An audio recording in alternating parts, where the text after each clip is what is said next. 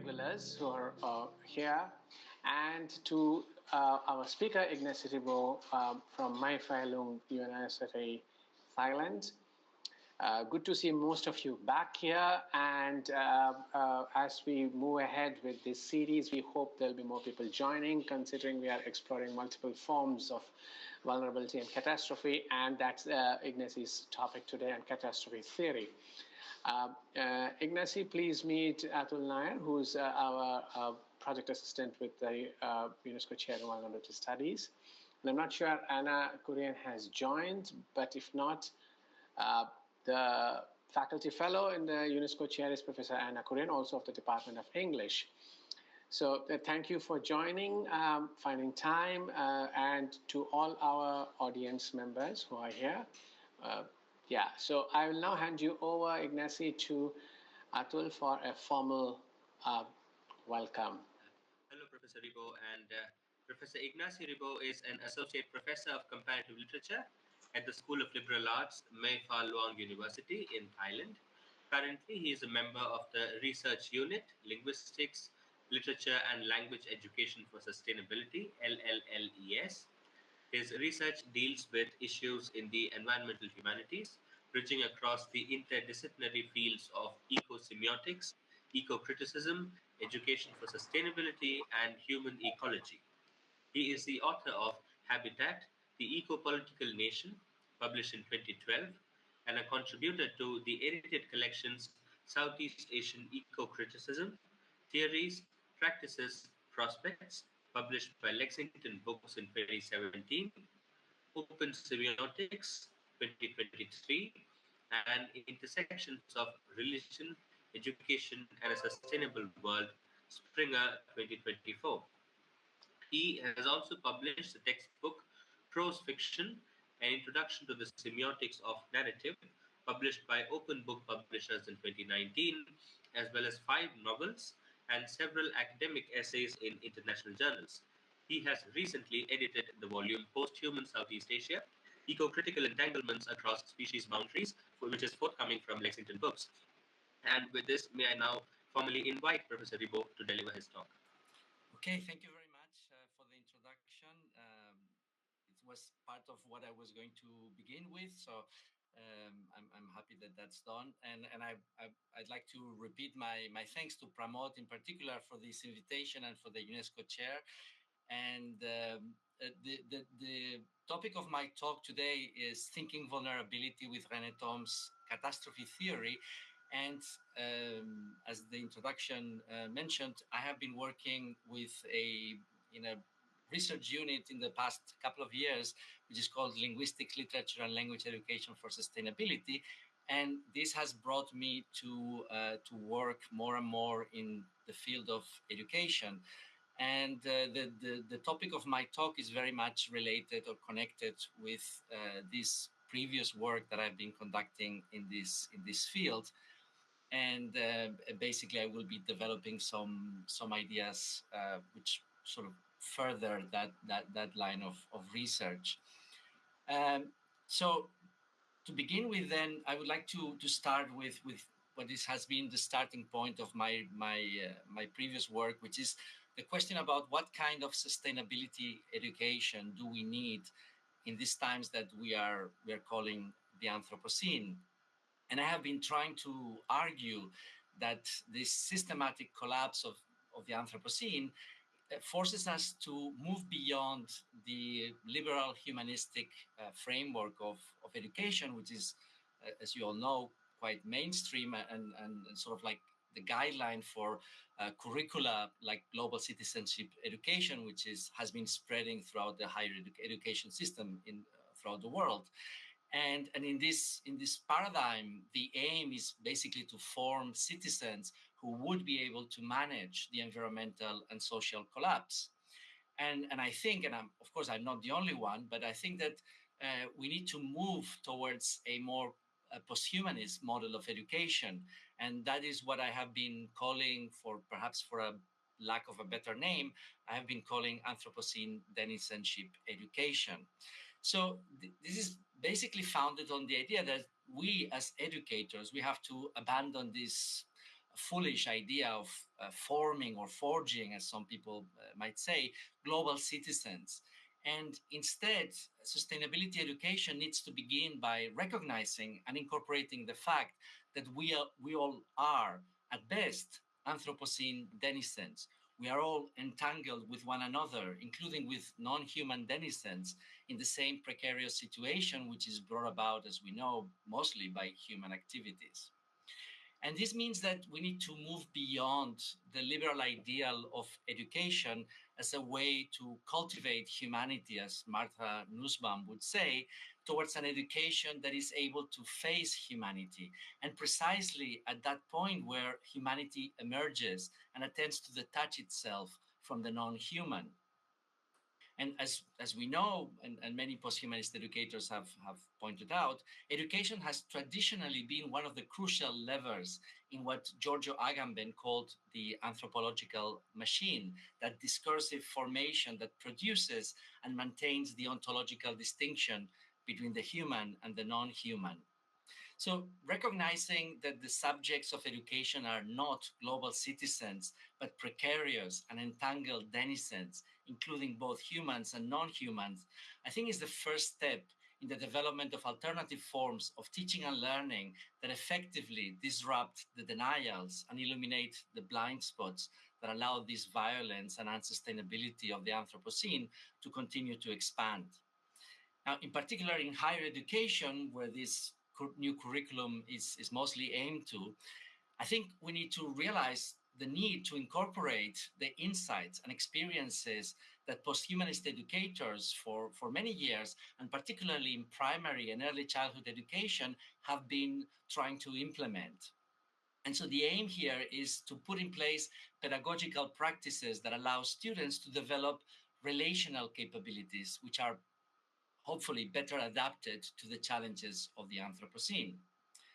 And in my research, I've been calling these capabilities, I've been calling them sustain abilities, because they are crucial abilities that both humans and non-humans would need to sustain themselves and to sustain others in these uncertain and precarious times.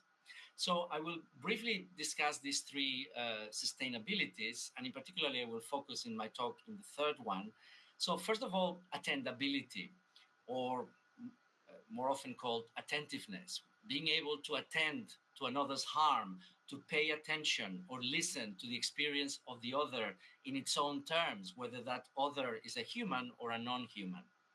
Secondly, responsibility, being able to respond to another's harm by taking care or acting to prevent or heal the other's wounds. Now, these two sustainabilities, attendability and responsibility, have already been theorized quite extensively, not only by philosophers and critical theorists, but including in the pedagogical literature, and particularly by post-humanist and ecofeminist educators and thinkers. The concept of responsibility, for example, has been, as we all know, quite central in Donna Haraway's thought, and similarly, the concept of attentiveness, particularly interspecific attentiveness, has been theorized by Tracy Warkentin and by many others. And as I have mentioned, there has been a steady stream of work, both theoretical and practical, in post-humanist education at the level of primary and early childhood education in particular. And most of these experiences have been aimed in one way or another precisely at developing attendability and responsibility. And I think one can argue that in this context of early childhood education, perhaps precisely because learners at that level have not yet been fully socialized in the humanistic doxa, these two sustainabilities can be immediately and effectively cultivated. And in fact, they might be even sufficient in terms of guidelines for our pedagogies. In secondary or tertiary education, however, I think things are a little bit more complicated, precisely because learners have generally undergone many years of humanization within this liberal humanistic framework. In this context, it seems necessary to bring what is apparently negative concepts like denizenship and vulnerability, precisely because they allow us to undermine the pre-existing humanist educational formations. And of course, recognizing oneself as a denizen alongside other human and non-human denizens, all similarly deprived of rights and obliged to sustain each other to avoid further harm, that is a troublesome experience. It can cause anxiety and grief, but at the same time, it can also erode the sense of entitlement, the sense of privilege, as well as the apathy that anthropocentric education tends to instill into all of us. I think it was for this reason that many, and I include myself, have suggested to add this idea of vulnerability. And in particular, I propose to add it as a third, sustainability. And I defined it as the ability to recognize and experience one's own fragility and exposure to harm or injury, vulnus, one's own defenselessness in the face of climate change, habitat destruction, extinction, and other consequences of the ongoing ecological collapse. Now, while the other two sustainabilities, responsibility and attendability, they have become pretty much canonical, at least in the area of post-humanist education, vulnerability is still much more controversial. And in general, I would say that vulnerability as a whole has not been properly theorized yet. And certainly the efforts of Pramod and this chair are making great contributions to cover this gap. But still, for the most part, we always tend to think of vulnerability in purely negative terms, as precarity or exposure to harm, as an opening that needs to be sheltered or closed.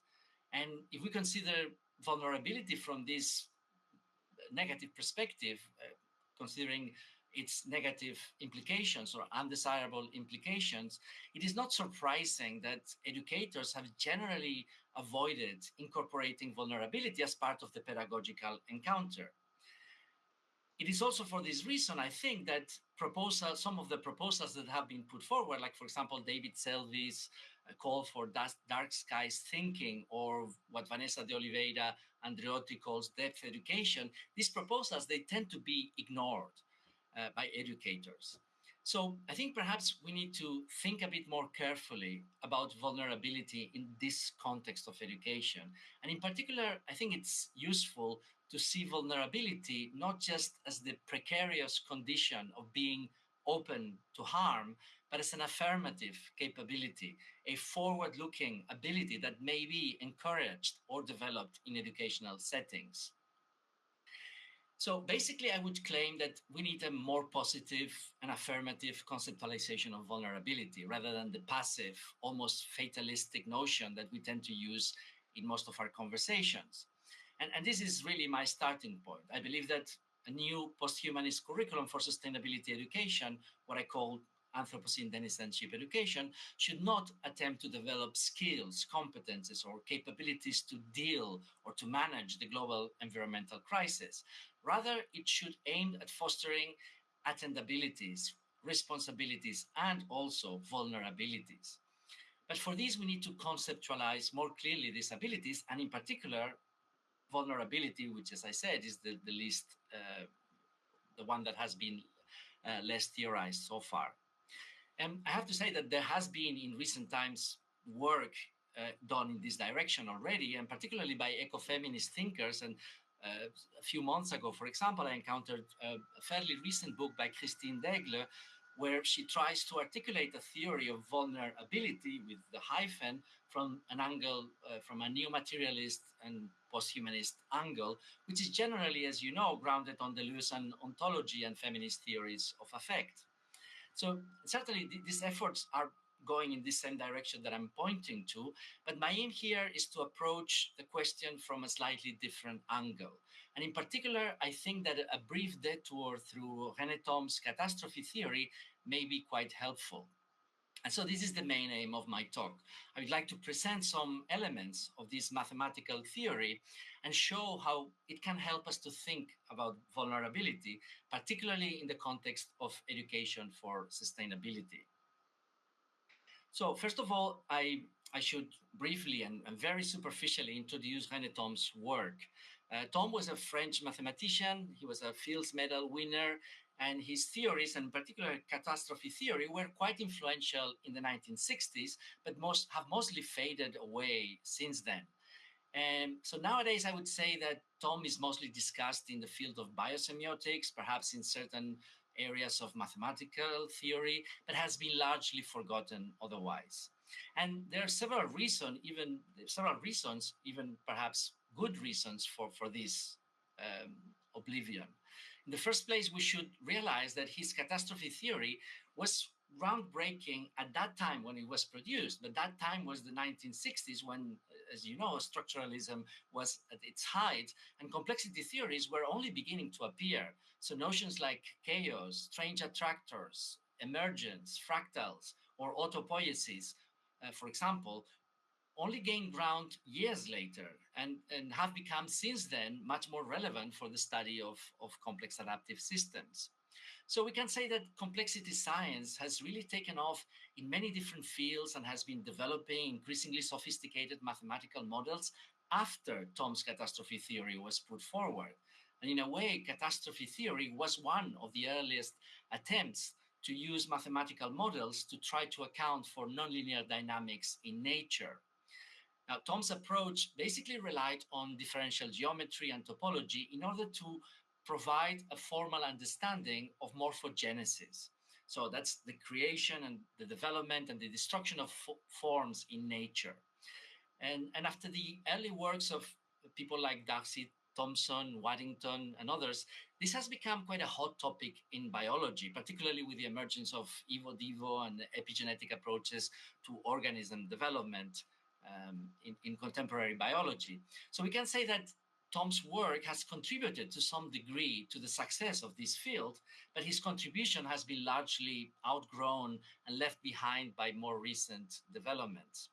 So the truth is that Tom's work is nowadays little more than an old relic, if you want. It is not an active theoretical framework in current biological research. And I think that the lack of interest by contemporary researchers in Tom's theory is also due to another factor, which is the philosophical, I would even say idealistic underpinnings of his theory. So Tom's first and most influential book, which you can see the cover here in the slide, Structural Stability and Morphogenesis, published in 1968, was inspired by a kind of Platonism, where certain mathematical archetypes, what he calls elementary catastrophes, are supposed to explain the dynamic emergence and development of all forms, not just in nature, but also in language and other social phenomena. Later on, particularly in Semiophysics, a sketch from 1988, Tom used his catastrophe theory to support, which is quite a bold attempt to recover an Aristotelian philosophy of nature. And as you can imagine, both of these epistemological perspectives run counter to the Galilean and Newtonian foundations of modern physics and natural science. And this is certainly part of what Tom was trying to achieve, to use mathematics to ground science that would not simply explain how phenomena unfold, but why do they unfold in the way they do. Unfortunately, Tom's theory has not been much useful in applications and has not really gained empirical support, particularly in the field of embryology and developmental biology, where his writings were mostly focused. As a result of this, most people would see today catastrophe theory as an original but somewhat outdated precursor of modern complexity theories and models. And perhaps others, leaving aside its mathematical merits, see it as a philosophical attempt to undermine the foundations of modern science and ground scientific research in an alternative epistemology. There are also, I should mention, certain elaborations of catastrophe theory in the fields of linguistics and semiotics that I think they're still worth exploring, but I will not have any time to speak about those here. In this talk, I would like to concentrate on some very basic and simplified notions drawn from the initial formulations of catastrophe theory, as Tom presented them in Structural Stability and Morphogenesis and other writings from the 1960s. And I should point out that I'm not a mathematician, and my aim here is not to engage at any level with the mathematical formalism of this theory. So if there are any mathematicians in the audience, and I know that there is a great and very ancient mathematical tradition in India, I beg you for your forgiveness beforehand. In fact, my intentions here are much more modest and in a way perhaps more problematic. As I mentioned earlier, I am simply going to present a very superficial sketch of some elements of catastrophe theory and then use them for my own purposes, which is to think about vulnerability and ecopolitical morphogenesis in the context of the ongoing ecological collapse, perhaps to draw some conclusions or some lessons for education. And so I'm going to take René Thom's highly sophisticated and complex mathematical theory in the spirit not of a scientist, much less of a mathematician, but of a literary scholar. And as you know, we do this all the time. We dive into the archive and we retrieve old and outdated discourses in order to construct our own. And in very sketchy terms, because of the time constraints, this is basically what I will be attempting to do here. So, first of all, we need to understand what is a catastrophe. And the meaning of catastrophe in Thom's theory is not the same as the everyday use of the word, even though the connection between this more common meaning happens to be actually quite relevant for obvious reasons for a discussion on vulnerability and the ecological crisis.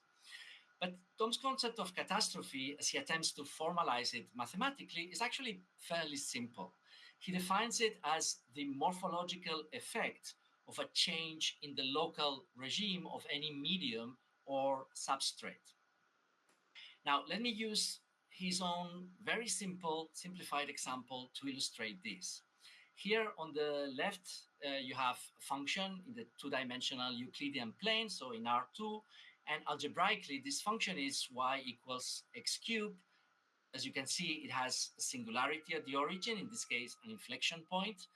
And what is interesting here is to think at this singular point, we can imagine the space of possible deformations or changes in the shape of the curve. And this gives us a set of potential forms that may unfold dynamically from this point onwards. In this case, there are only, because this is a very simplified example, there are only two possibilities shown in the graphs on the right. Either the point unfolds into a curve with two bumps, as on the left, or into the curve of the right, which has no bumps. Now, these two catastrophes can be formalized algebraically, and they constitute, according to Thom, a set of catastrophe points with finite codimensions. In this case, it's a very simplified example with two codimensions. Now, of course, in such a limited dimensional space, things are not really very interesting. And Thom's main interest is on classifying and formalizing what he calls ordinary catastrophes in four-dimensional space-time, so in R4. And he comes up with a finite set of ordinary catastrophes in this space, which he calls elementary catastrophes. And on the graph on the left, you can see one of these elementary catastrophes, in particular the so-called Riemann-Hugoniot catastrophe, or also Thom calls it a cusp. Now, it is important to understand that, and I will not try to get into the definition of any of these elementary catastrophes, or much less the formalization, as I said, but it is important to understand that each one of these catastrophes unfolds from a singularity in R4 space-time in a deterministic way. So each singularity is associated with a certain morphogenetic field, or Thom calls it a creod, which describes the kind of stable morphology that unfolds. Now, the main aim of Thom's theory is to provide a mathematical formalization of these catastrophes and their associated morphologies using the tools of differential geometry and topology. Now, the actual forms we encounter in nature, of course, are not so simple, and nor are they so stable. And Thom defines this as generalized catastrophes. And he claims that these generalized catastrophes, they emerge from the interaction of many different ordinary catastrophes, as you can see schematically on the branching tree on the right. Now, the problem is that these generalized catastrophes exhibit what we now call emergent properties and are not as structurally stable as the ordinary ones. In fact, the dynamic unfolding may be chaotic or unfold at the edge of chaos, like many forms in nature. So generalized catastrophes are not so easily describable in algebraic terms. In fact, as Tom says, they are not formalizable processes. This is the point where Tom's theory, and I would say any morphogenetic or dynamic approaches in general, necessarily become more qualitative. Now, if we consider dynamics in higher dimensional spaces, such as the medium of social interactions or linguistic utterances, things are much more difficult to formalize in mathematical terms or even to describe qualitatively. And this is, by the way, this is perhaps the main reason why we still distinguish between the natural and the social sciences or the humanities. Now, before I turn to these higher dimensional spaces, which is, of course, where education lies, I would like to give an illustration of a generalized catastrophe in biological morphogenesis. And hopefully this example will also serve to illustrate the connection of this formal notion of catastrophe with vulnerability. Now, this is not an example that Tom uses in his writings. I have taken it from a more recent book by Ricard Soulet and Brian Goodwin. So it's a book on complexity in biology. You have the cover on the slide. And they focus, or they bring up a particular species, the Dictyostelium discoideum, which is a slime mold. And what is remarkable about this species is that it has two very different life stages or forms.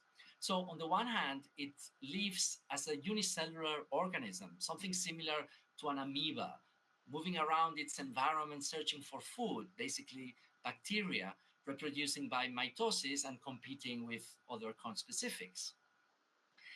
Now, when the bacteria become depleted in the environment, a remarkable phase transition occurs in the life of this species. The independent cells enter an aggregation phase where they come together, cued by a set of chemical signals to form a new multicellular structure, a fruiting body made of something like between 10,000 to 100,000 previously independent, but now fully differentiated cells. And you can see this process in the graph here, in the diagram here. At the top left, there is the mature fruiting body, which is a complex structure made of a stalk and a cap of spores. And when the environmental conditions are right, once again, as the concentration of bacteria in the environment rises, the spores in this body germinate and release the amoeba-like cells that behave once more as independent cells. And the cycle, as you can see, it continues on and on like this, in this process. Now, from a biologist's perspective, the main question is how these independent organisms, these cells, are able to self-organize into such complex structures by means of signaling and other types of interaction. This is a problem of morphogenesis that cannot be simply explained by a reduction into genetic or cellular mechanisms alone. In fact, the process of aggregation and the emergence of a new form constitutes a nonlinear dynamic process, resulting from the interaction of hundreds of thousands of independent organisms and producing morphogenetically stable patterns and topologies. So in Tom's vocabulary, this is a generalized catastrophe. Now, from my perspective here, what is interesting is how this process of catastrophic morphogenesis emerges from the vulnerabilities experienced by the individual organisms, the cells, which are literally faced with starvation. It is because they are vulnerable to hunger and to death that these organisms transform, developing into a completely new form. Instead of modifying their behavior to adapt to the new circumstances, as other organisms might do, Dictyostelium discoideum responds to vulnerability through catastrophic morphogenesis. And well, this example is, I think, particularly straightforward and quite illustrative. This is not by any means a unique case in nature. In fact, we can say that vulnerability, catastrophe, and morphogenesis at different levels, in different forms, and with different outcomes, are widespread and interlinked dynamics that span the whole of life, including the long-term and multi-generational processes of evolution, natural selection, genetic drift, and symbiosis. Now, how can how can we apply the insights from this theory, which I have only sketched here, to the field of education, and in general to what I would call ecopolitical morphogenesis? First of all, we need to realize that it wouldn't make much sense to try to ground the analysis of systems of such high dimensionality and complexity, like linguistic or social systems, even ecosystems, with mathematical formalisms. In fact, even within their own limited field of application, and once they go beyond a certain threshold of complexity, these formalisms have to resort to qualitative descriptions, as we've seen. So during the 1970s, complexity theory was quite fashionable, and there was a certain hype around these potential applications. And this created a public controversy when the models proposed by Tom and especially by Christopher Zeeman, a British mathematician, were attacked for the lack of rigor and their inability to produce practical, tangible results to match their quite ambitious claims. Now, this controversy is something of a historical curiosity, but it is a warning against the overconfident application of mathematical theory into fields that study high-dimensional phase spaces and very complex systems like sociology, linguistics, or ecology. My intention here, therefore, is much more modest, as I said. I would simply like, very briefly, because I'm running out of time, to hint at the use of these basic ideas of catastrophe theory to think analogically about morphogenesis in ecopolitical systems, and particularly to think about the dynamics of catastrophe and vulnerability and the lessons we can draw from for education for sustainability.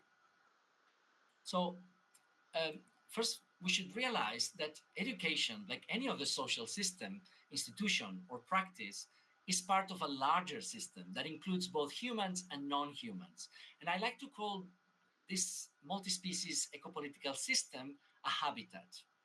Now, a habitat is basically a symbiotic association or assemblage of autopoietic living systems, which are assembled and held together through the interactions between co-inhabiting organisms through material semiotic processes that Maturana described as a structural coupling.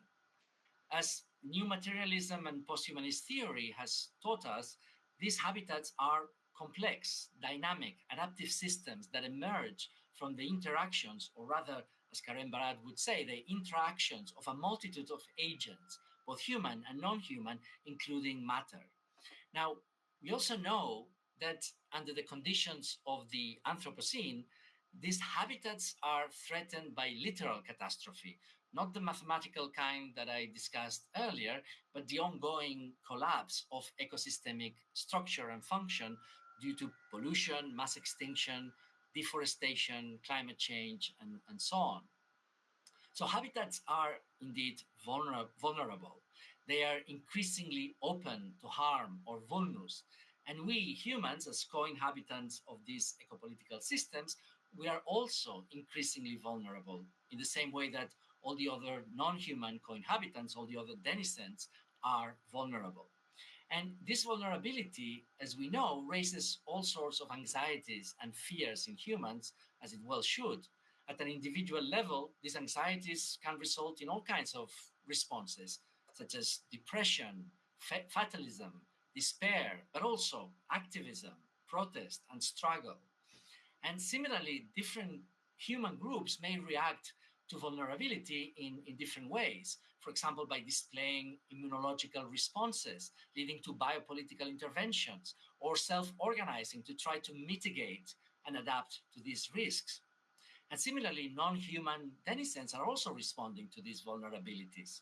For example, through phenotypic plasticity, microevolution, or simply by moving elsewhere.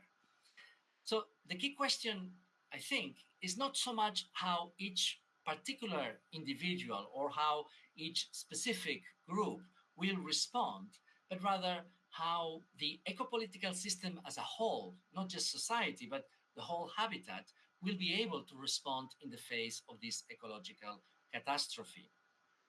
And certainly this is way too large a question to try to answer here, but let me point out that education, what we call education for sustainability, constitutes precisely a practice aimed at promoting or encouraging a positive response to these ongoing or future harms.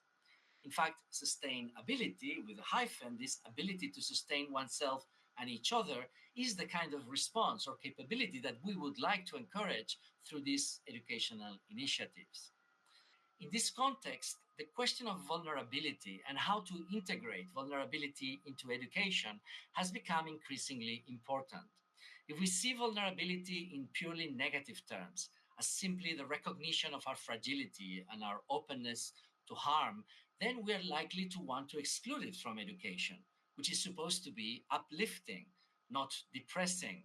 Education, we are told, is supposed to encourage forward-looking growth and development, not fear and anxiety. Nonetheless, as I said before, some educational theories have been advocating in recent times for the inclusion in the curriculum of negative aspects of vulnerability with its adverse implications. So two examples I already mentioned are David Selby's call for dark skies thinking, or Vanessa de Oliveira idea of depth education. And these are generally justified, and I think well justified, precisely by the disruptive effects that these negative aspects of vulnerability can have on humanistic educational formations. However, at the same time, I think in order to justify, and maybe even more important, to convince ourselves of the virtues of including vulnerability into education, I think we need to see it as something more than simply the negative or the bleak recognition of our fragility. We need to recognize that it is a capability, a positive, forward-looking, affirmative capability. In fact, I would say that this vulnerability, with a hyphen, might be the key to our ability to sustain ourselves and to sustain others. And I think that it is here where catastrophe theory can be helpful. In a way, we can think of each educational practice as a catastrophe, not in the literal sense, but in the mathematical sense.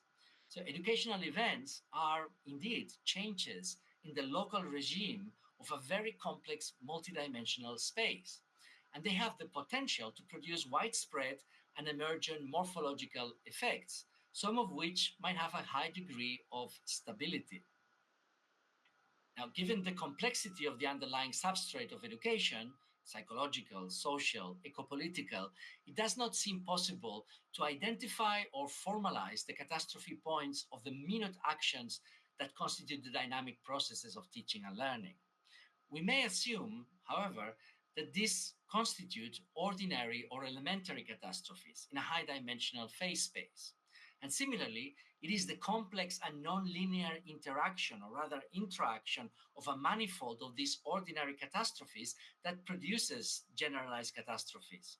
And some of these might result in structurally stable morphological changes or transformations. And once again, we're talking here of a highly complex, multidimensional phase space. So the mathematical formulation of such morphogenesis is, at least for the time being, out of the question. But it is possible to apply the idea of a generalized catastrophe to the higher dimensional space of the habitat and recognize that education as a whole can produce widespread morphological effects, transforming the eco-political system in emergent and unpredictable ways. And so to conclude, I would like to suggest an improved definition of vulnerability, one that is perhaps more affirmative and explicitly connects precarity with morphogenesis. And in this sense, I would say that vulnerability would be the ability to transform oneself. So being able to transform oneself in response to one's own fragility and exposure to harm or injury, to vulnus, one's own defenselessness in the face of the ongoing ecological collapse. Like the dictio stellium discoideum, the ability of the habitat to transform itself, to modify its own configuration and self-organize into a different kind of form, one that can effectively sustain itself and survive under the new conditions, may very well be linked to its vulnerability, to our collective vulnerability. And so in this sense, our pedagogical actions and initiatives, rather than being this desperate attempt to counter the tide of destruction and the overwhelming collapse of our planet, can be seen as small, cell-like contributions to a larger process of ecopolitical morphogenesis. Of course, when we're dealing with dynamic systems in high-dimensional phase spaces, the truth is that the trajectories of generalized catastrophes are not really predictable. The nonlinear aggregation of all these complex interactions could indeed transform our ecopolitical communities in new, unexpected, and even sustainable ways. But at the same time, it could also lead to our collective extinction. Now, I think it's somewhat encouraging, nevertheless, to think of education as a catastrophe that might well, or at least has the potential to save us all. And so with this hopeful note, positive note, I would like to end my presentation. And I thank you very much for your attention. And if you have any questions, I will be happy to answer them. Thank you, Professor Ribó. Now we'll take questions and comments from the audience. Roy Matthew has a question. Roy, please go ahead. Thank you, Professor Ribó. That was a most interesting presentation. I was thinking, speaking from India, I was thinking about a particular animal we have called the Mysore slender loris. It's actually a very timid arboreal animal. It can only locomote from branch to branch. It does not usually come down from trees because it's scared of terrestrial predators. So what human activity, what anthropogenic activity in India, like cattle rearing does is it breaks off branches. So when the branches are broken, the slender loris can no longer commute from one area to another, and it is stuck in the tree that it happens to be.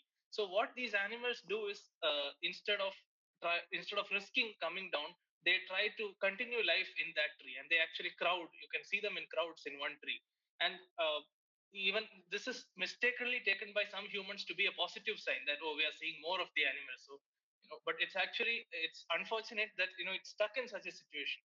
So using the educational model that you put forward, instead of just saying that it's unfortunate for the slender loris, could we look at this ability of the slender loris to still continue its life, to maybe formulate a model in which we humans can survive in a situation where we are isolated, like the recently the still ongoing pandemic?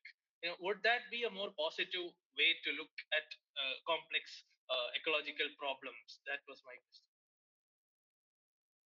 Yeah, thank you very much. I think it's a great example, and it shows the plasticity, the flexibility of life to really transform in response to threats, in response to harms, and to find ways to survive and thrive.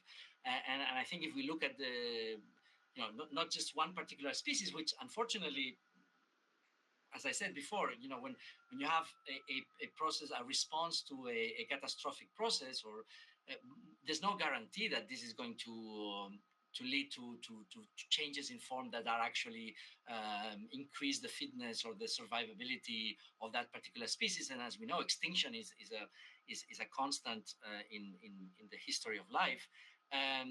So I think, and in this case, we should apply that also to ourselves, right? To humans, and we cannot. What we can be sure is that life as a whole, and I think habitats as these assemblages of life will survive almost anything apart from perhaps the destruction of the planet as a whole, as a planet.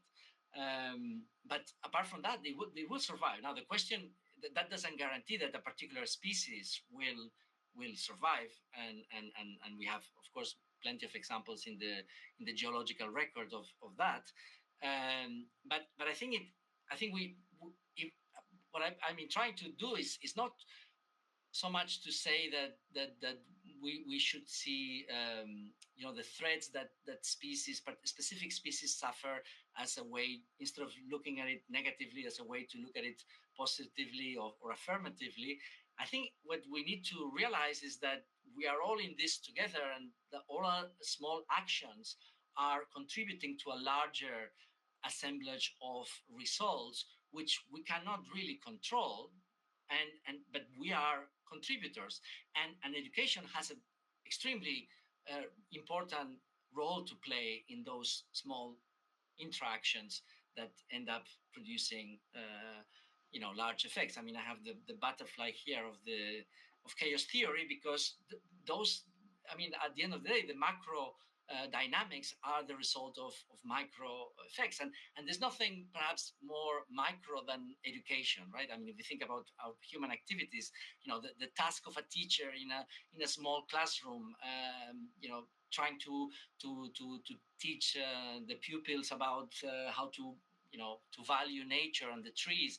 I mean, very often we feel that that's kind of frustrating for the teacher, right?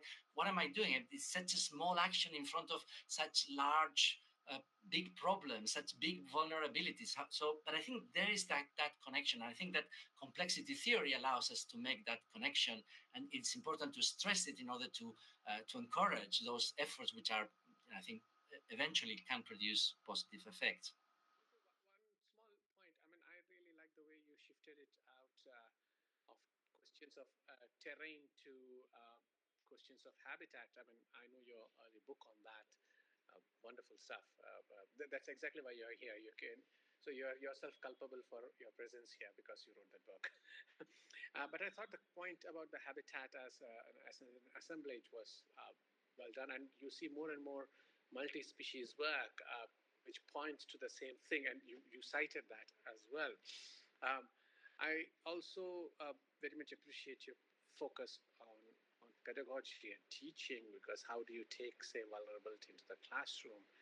And I really like the fact that you are refusing to see, and I note that you cited Douglas, Christine Douglas' work on post-human vulnerability, that you see it also as empowering in some ways. But the question I have is that this mobilization of vulnerability is also part of the neoliberal setup, where the onus is on us to become more resilient and deal with the vulnerabilities ourselves, to transform our injurability into some kind of strength to mobilize it, because the state and other welfare mechanisms have withdrawn from the process. So that, for me, is a little bit of a quibble as to how one actually sets out to do that. And I think a partial answer lies in what you said. Maybe education is, and the classroom is that. But I still worry about how the vulnerability is imminent in all of us, and now it is within us to overcome that as well. As all social structures, social safety nets fall, it's up to us as individuals and as communities to deal with it, to transform wellness into ability. That, I think, is a little bit of a problem. I'm glad you brought up education, but if there's something you want to comment on this, that would be great.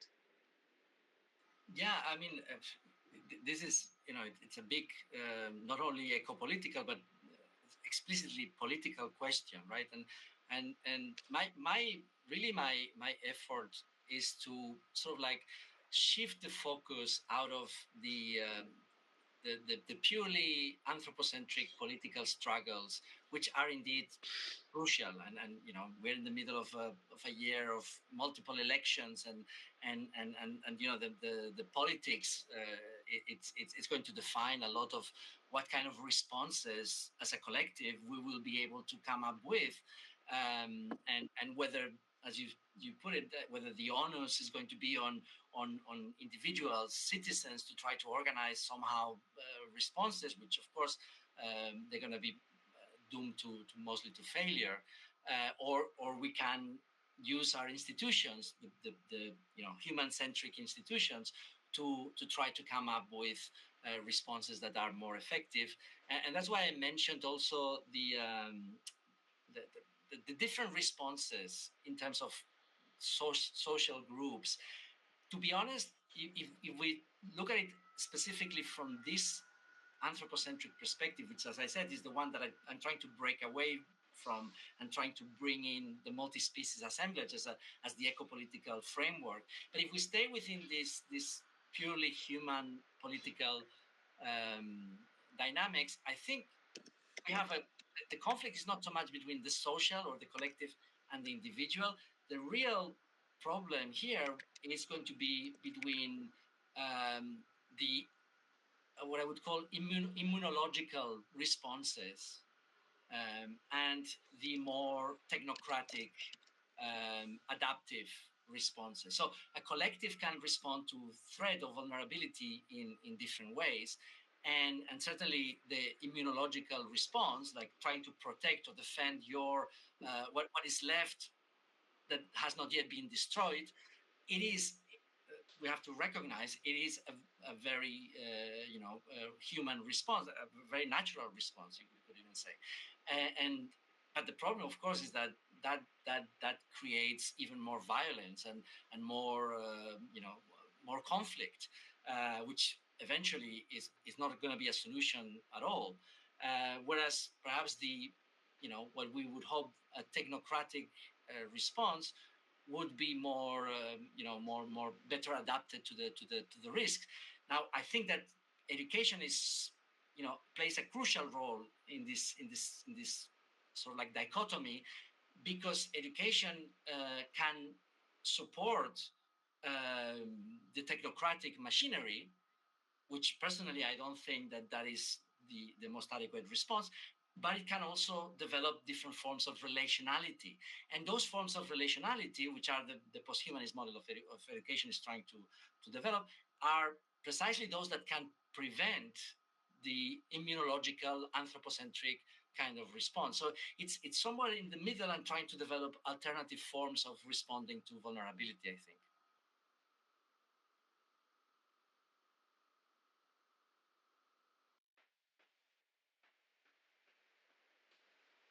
Surya Alex has a question. Please go ahead. Hello, sir. Am I audible? Yes, you are. First of all, thank you very much, Professor Ribó, for that very, very enlightening talk. You have introduced about the modalities of thought relating to the catastrophic morphogenesis and different levels and so on. So I just have a query. Like, I'm just really curious. Like, since we're discussing, or we are pondering a lot about vulnerability theory, chaos theory, catastrophic theory, so much and so forth in academic discourses. So why are we discussing so much on that? Because these are being affecting us and our planetary system for long, or it's nothing new. So what is your take on that? Like how it affects the different social structures of thought? Like in what variants like these thought structures differ? Comparing the whole genealogy of different kinds of these vulnerability theory, chaos theory, all these kinds of catastrophic theories that affects us. I just want to listen to your response. Okay, thank you, Surya. Nice to see you again, even if it's online. Yeah, so I mean, if I understand your question correctly, and correct me if I'm wrong, but I think you're asking about how the recent sort of like maybe intensification of vulnerabilities or intensification of the crisis is affecting the theories of the complexity theories or complexity sciences. I mean, it's hard to say, because these are actually theoretical developments that are really recent.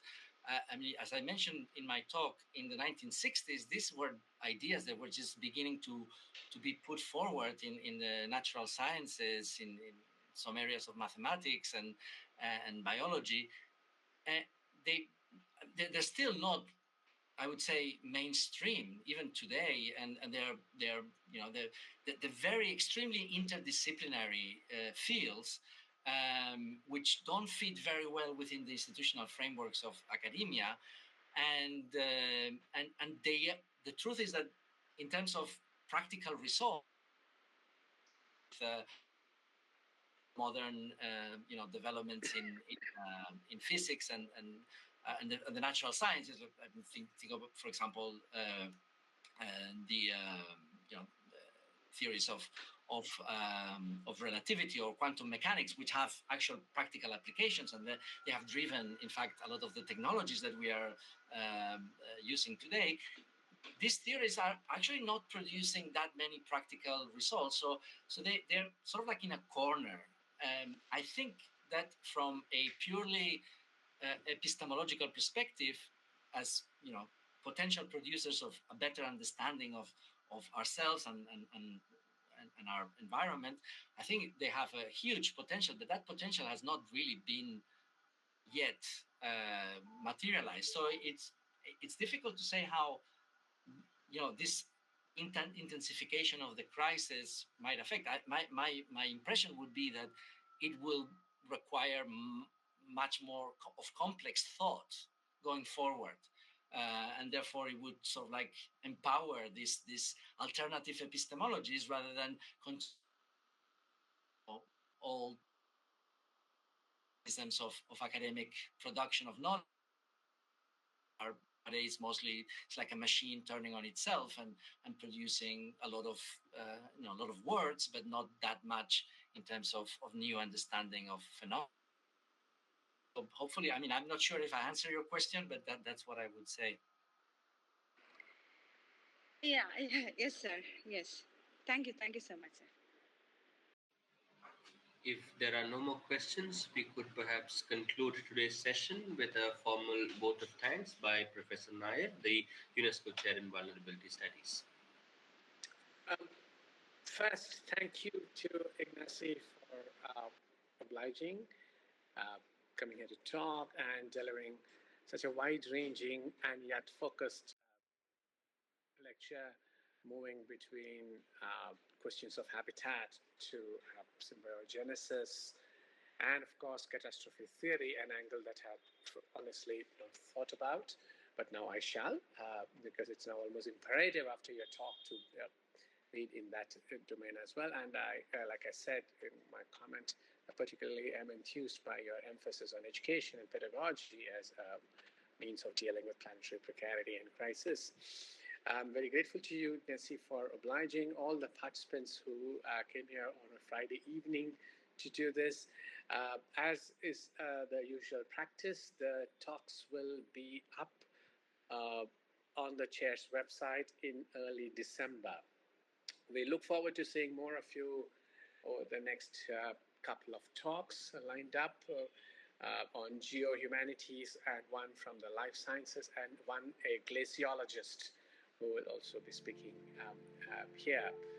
The glaciologist is a UNESCO chair in water and sustainable management from Nepal, so that might have a very different perception of a different perception on things. So thank you one and all, and Ignasi, great to see you, if nothing else, online. Thank you. Thank you very much, everyone. Nice to see you. And namaste.